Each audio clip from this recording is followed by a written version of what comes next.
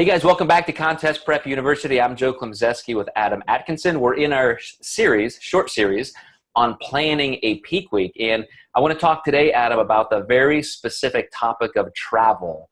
You mentioned in one of the earlier episodes a client who may be driving for 12 hours or somebody who may be flying 5 hours, or people who come to the World Championships are sometimes flying 20 hours.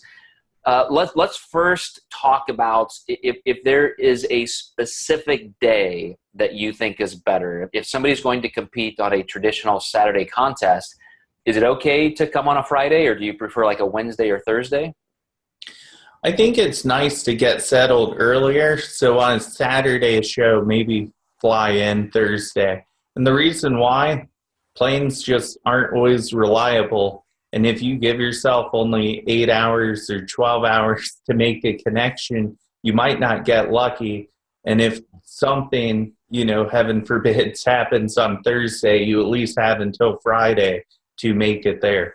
So that's really the only difference. There's a lot of bro science with physiological differences in flying, but cabin pressure is the same as it is as we're on the ground right now. So there's no reason that anyone should bloat from flying, aside from just being a little inactive. So we can debunk that myth right now. And I get so many clients that are afraid to fly. That seems to be one myth that just will not die in the bodybuilding world. And you probably hear that all the time also. I would have answered that exactly the same. First of all, you are inactive when you're sitting. So that may be a time where you feel a little filmy. But here's the funny thing. Talking about correlation does not equal causation scientifically. Most people who do conventional peaking methods are doing what on a Wednesday or Thursday? They're carbing up. They're over-carming. So they've depleted. Now they're slamming their body with carbs. So they're spilling over like crazy. And then they blame it on the flight. Oh, it's science. Every time I get on a plane to go to a show, I bloat up like a pig. It's like, well, yeah, because you probably had 1,000 grams of carbs that you didn't have 2 days before. Right. So great one there. What about, one of the things I like to do, Adam, is knowing when they travel. I do want to schedule some kind of activity after. Whether it's 3 hours or 12 hours, I want them, if as long as they're not arriving at midnight, to be able to get out and walk, go do a short cardio, go do a short workout just to get your body moving again. Do you find that to be necessary?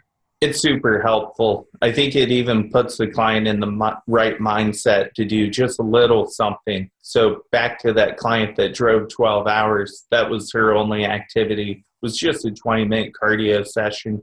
I knew guaranteed at her hotel she could get that in at the comfort of just going down to the lobby and getting that done.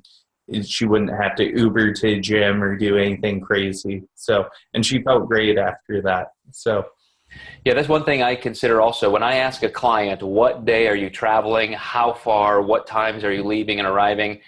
Sometimes somebody, if I've scheduled a workout for that day, the last thing I want is somebody flying from coast to coast thinking, okay, it's Thursday, I've got to get up at the gym or get up to go to the gym at 2 a.m. Like that's right. Not the idea. That workout is not that important to cut into sleep. Right. But this is why you as a client, or you manage your own prep, need to consider, why am I even doing this and how can I fit it into my schedule? Right. Absolutely.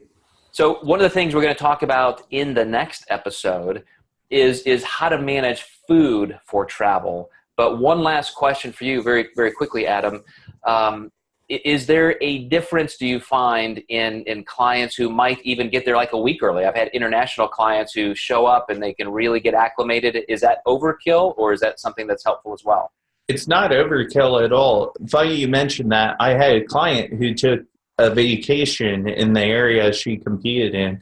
And I think just the lack of stress was just amazing for her body. So I think there definitely can be some advantages there. That's something I don't get to experience a lot because, financially that can be hard for your client to get there a whole week early.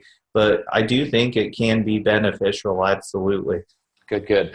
All right, guys. So hang in there for our next episode where we talk about traveling with food and how that can make or break your contest experience. So we will catch you next time.